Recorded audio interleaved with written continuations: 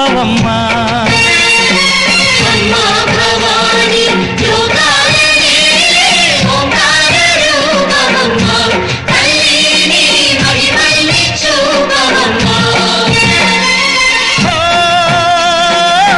సృష్టికే దీపమా, శక్తికే మూలమా, సింహరథమే నీదమ్మా.